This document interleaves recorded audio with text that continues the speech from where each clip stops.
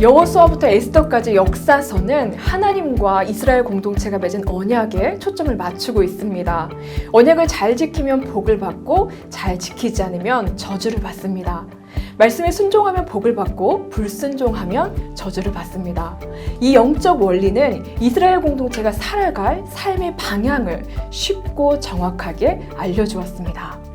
하지만 한 개인의 삶을 들여다보면 사람의 인생이라는 게 그리 단순하지가 않은데요. 지혜서는 개인의 삶에 나타나는 구체적인 문제들을 어떻게 다루어야 하는지 통찰력을 줍니다. 성경에 있는 지혜서는 잠언, 전도서, 욥기입니다. 지혜서에 있는 말씀들은 지키지 않으면 저주를 받는다는 식의 율법이 아닙니다. 지혜서는 앞서 하나님의 말씀을 붙잡고 살아갔던 믿음의 선배들이 후배들에게 알려주는 신앙의 지침서와도 같습니다.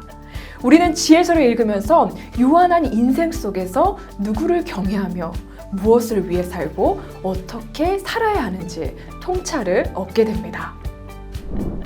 욥기가 다루고 있는 주제는 바로 고난입니다. 욥기는 하나님을 경외하는 욥이 고난받는 모습을 보여주면서 의인에게도 고난이 찾아올 수 있다는 사실을 알려줍니다. 욥은 자신의 지식으로 고난도 하나님도 아무것도 이해할 수 없었습니다. 욥은 억울함을 호소하며 내가 왜 이런 고난을 당해야 하는지 하나님께 답해달라고 요청했습니다. 하나님은 욥을 찾아오셨고 하나님의 거듭되는 질문 앞에 욥은 아무것도 대답하지 못합니다. 자신의 무지와 한계를 깨달을 뿐이었습니다. 욥이 살았던 시대에 대해서는 다양한 견해가 있지만 욥이 자녀를 위해 제사장 역할을 한 것과 욥이 140세를 넘어 오래 산 것을 볼 때 욥기의 배경은 아브라함이 살던 족장 시대인 것으로 보입니다. 욥기의 등장인물은 모두 이스라엘 사람이 아니며 욥의 고향인 우스의 정확한 위치도 알려져 있지 않습니다. 욥기의 저자는 독자들이 역사적 정황보단 욥의 고난이 제기하는 질문에 더 집중하기를 원하고 있습니다. 욥기는 크게 네 부분으로 나뉘어집니다. 1장부터 2장은 서론입니다. 욥이 고난을 받게 된 배경을 설명하고 있습니다. 3장부터 31장은 욥과 세 친구의 논쟁입니다. 욥을 위로하러 온 세 친구는 욥이 탄식하는 것을 보고 욥과 논쟁합니다. 32장부터 37장은 엘리후의 반박입니다. 세 친구와 동일한 관점에서 욥을 추궁합니다. 38장부터 42장은 하나님의 대답과 결론입니다. 욥은 하나님의 절대적인 권능을 인정하고 하나님 앞에서 자신의 한계를 깨닫고 회개하게 됩니다. 그리고 하나님은 욥에게 다시 복을 주십니다. 그럼 지금부터 욥기를 좀 더 자세하게 살펴보겠습니다. 욥은 온전하고 정직하여 하나님을 경외하여 악에서 떠난 자였습니다. 욥은 많은 재산을 소유하고 자녀도 많은 다복한 사람이었습니다. 그렇게 부유한 가운데에서도 욥은 결코 교만하지 않고 항상 하나님을 경외하며 살았습니다. 한편 천상에서는 하나님의 욥의 신앙을 인정하실 때 사탄이 이의를 제기합니다. 사탄은 욥이 하나님을 경외하는 것이 그가 복을 누리기 때문이라고 말합니다. 하나님은 사탄이 욥을 시험할 것을 허락하되 다만 그의 몸은 상하지 못하게 하셨습니다. 그 결과 욥은 재산을 다 잃고 자녀들마저 갑작스러운 재난으로 다 죽습니다. 하지만 욥은 이런 상황에서도 하나님을 원망하지 않았습니다. 사탄은 또다시 욥을 시험하려 합니다. 욥 자신이 고통을 겪으면 달라질 거라고 합니다. 하나님은 다시 한번 사탄에게 욥을 내어주시는데 생명은 건드리지 못하게 하십니다. 욥은 몸에 질병을 얻어 겨우 목숨만 붙어있을 정도로 극심한 고통을 당했습니다. 욥의 아내는 이런 그를 향해 차라리 하나님을 욕하고 죽으라고까지 합니다.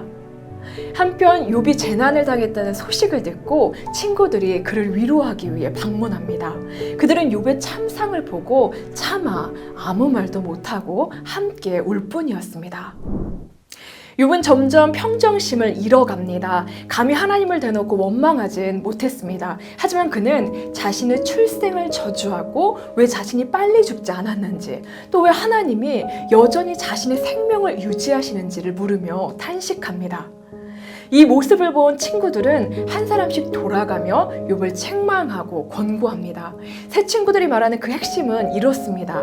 욥이 고난받는 것이 욥의 죄 때문이라는 겁니다. 욥은 친구들에게 자신의 무죄를 주장하고 하나님이 자기를 이유 없이 치셨다고 항변합니다. 그리고 욥은 하나님의 주권은 절대적이기 때문에 아무도 하나님을 판단할 수 없다고 말합니다. 논쟁 중에도 여전히 하나님을 의지하며 하나님께 간구하는 욥의 믿음을 볼 수 있습니다. 1차 논쟁에 이은 2차 논쟁에서 대화의 분위기가 훨씬 더 험악해졌습니다. 엘리바스는 욥을 향해 너를 정죄하는 것은 내가 아니요 내 입이라고 합니다. 빌닷은 어찌하여 우리를 짐승으로 여기며 부정하게 보느냐 말하고, 소발은 내가 나를 책망하는 말을 들었으므로 나의 슬기로운 마음이 나로 하여금 대답하게 하는구나 라고 합니다. 친구들이 자신들의 지혜에 반박하는 욥의 말에 자극을 받았습니다. 그래서 그들은 반발심을 가지고 욥을 정죄하며 욥을 압박합니다. 욥은 친구들의 논쟁에 반박하여 자기가 고난을 당하는 것은 악을 행해서가 아니라 하나님이 자기를 치셨기 때문이라고 주장합니다. 욥은 자신이 이렇게 고통을 당하는 중에도 오히려 악인이 형통하다고 탄식합니다. 새 친구에 이어 엘리후가 나서지만 엘리후의 주장도 새 친구의 논리를 그대로 답습하는 것으로 별반 새로울 것이 없었습니다. 엘리후는 욥에게 회개했냐고 윽박지르며 저주합니다. 38장부터 드디어 하나님이 말씀하십니다. 하나님이 하시는 말씀의 핵심은 모든 것이 하나님의 주권 아래 있다는 겁니다. 하나님은 욥에게 물으십니다. 내가 땅에 기초를 놓을 때 내가 어디 있었느냐? 욥은 아무런 대답도 할 수 없었습니다.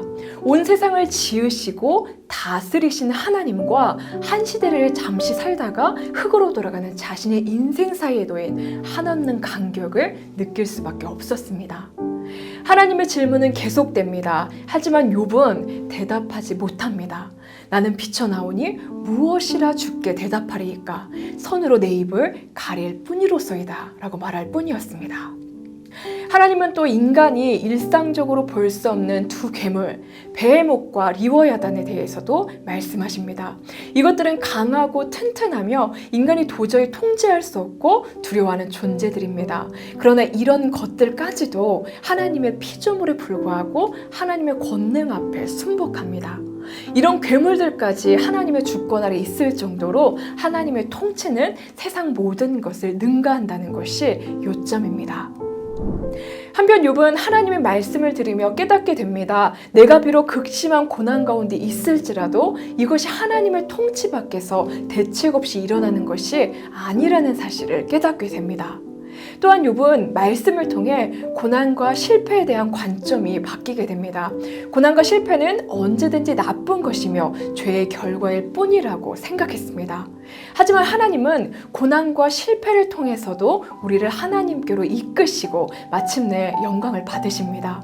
죄가 이 세상에 들어온 이후에도 하나님은 여전히 세상을 창조하신 목적을 성취하고 계십니다.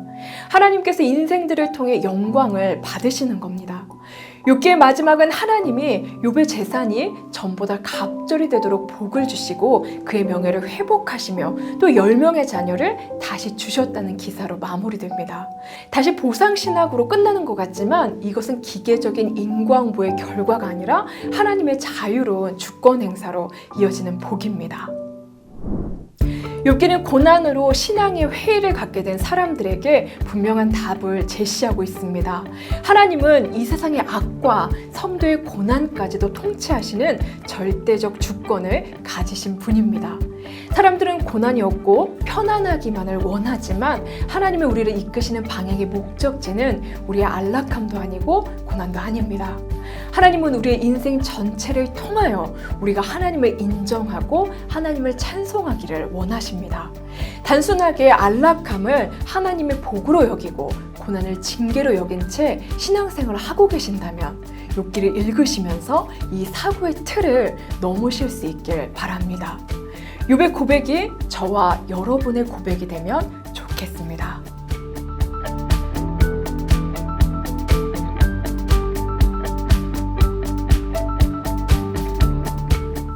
욥기에 대해 더 자세히 알고 싶으신 분들은 레츠 통독 욥기 편을 누르시고 직접 욥기를 읽어보시길 바랍니다.